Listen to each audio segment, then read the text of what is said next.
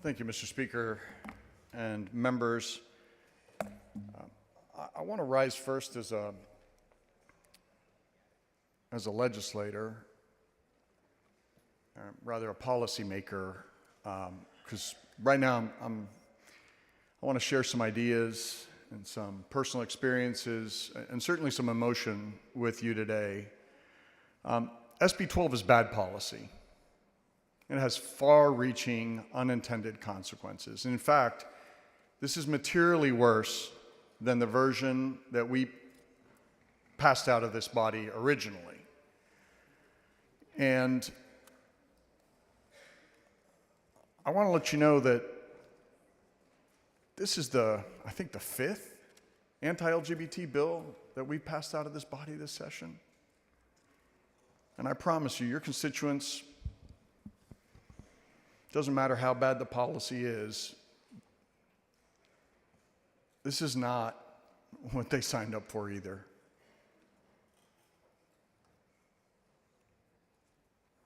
GSA's Gay Straight Alliance's GLAAD, Pride Club. I don't know what you all think happens in these places, but for them to be described as sex clubs is astonishing to me. Absolutely astonishing to me. It equates a child's orientation or identity with sex.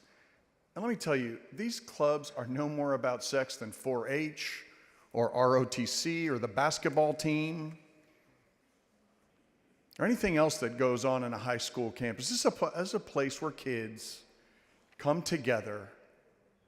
Maybe they're a little bit different. Maybe they don't know who they are yet.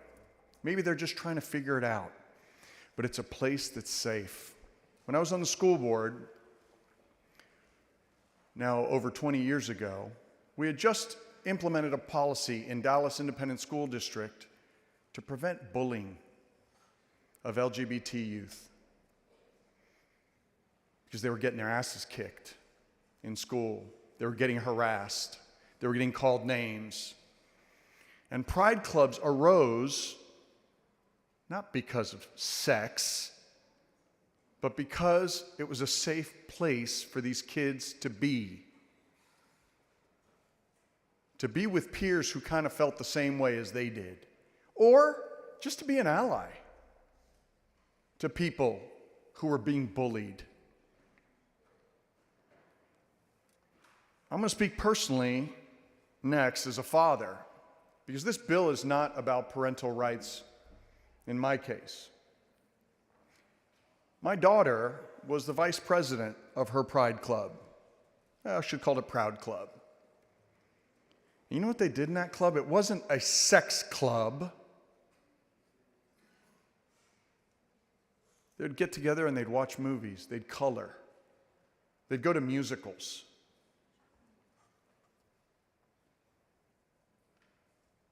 It was about a kid who felt weird, who found her people. And everything about it was good. And I don't know why grown-ups in this body are so triggered by that. Are triggered with my daughter getting together with her classmates in a school-sponsored activity. Like, why is that so bad? Why is that wrong? Why does the state government want to prohibit that?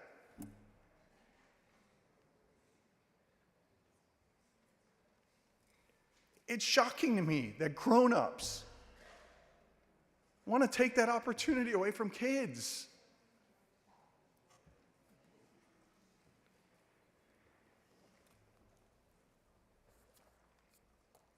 The chairman said he did not recall of any testimony, in his committee, that these clubs were a problem.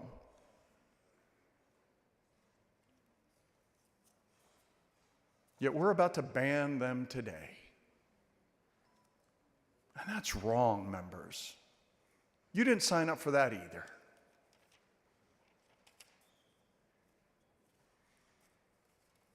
This is cruelty, ladies and gentlemen.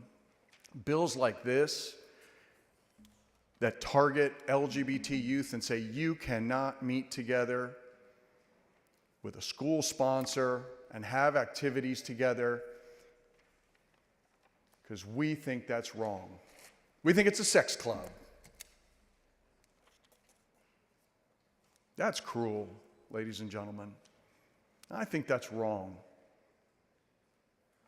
And I don't know how many times you want to point to these kids as the other, as outcasts, as weird, as different. But every time you pass one of these bills, it sends a signal from the state government that, boy, you guys getting together was so important and so triggered us that we're going to ban your club.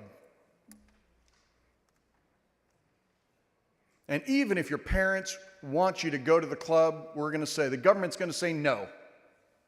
We're going to say, no, you can't do that. I just think that's wrong, members. That is very, very wrong by this body. I also think the unintended consequences of this bill, and I was reading it earlier, because in addition to being vice president of Proud Club, my daughter was also a Girl Scout. And she got the Gold Award, which is the highest award you can get as a Girl Scout. And I'm proud of her for that. But that too is a gender club with a social purpose. And even though the author suggested that that might be exempted from the bill, if you read the plain language of the bill, I think that's probably covered too. Of course, it won't be enforced. It'll only be enforced against the queer kids. But I think the plain language of the bill also would prohibit my daughter's Girl Scout troop at a high school campus, at her high school campus. I'm very proud of her, if you can't tell. So members, oftentimes, when we are not doing so good, or when members have a health scare, their spouse gets sick, we stand around them. We say, hey, I want to make sure you're okay. And we should do so on a bipartisan basis. Well, I want to tell you, for me and my family, I'm not okay. And this bill is not okay. And this legislature doing it is not okay. And with that, members, I close. Mr. Speaker. Mr. Tallarico, for what purpose? Does the gentleman yield for some questions? Does the gentleman yield for questions? I do. Gentleman yields for questions. Thank you, Chairman Anchia, for the words that you've spoken from the front mic. I want to just draw out the double standard that's in this bill. Would you call a book about a princess falling in love with Prince Charming a sex book? No. Would you call the election of a homecoming king and a homecoming queen a heterosexual couple? Would you call that a sex act? No. What about a prom king and a prom queen? No. So why is it that when there are gay kids that get together to form a club, that's called a sex club? Because it's a frickin' double standard. And the fact that grown-ass people on this House floor will say that is a problem, and that's not okay. Thank you.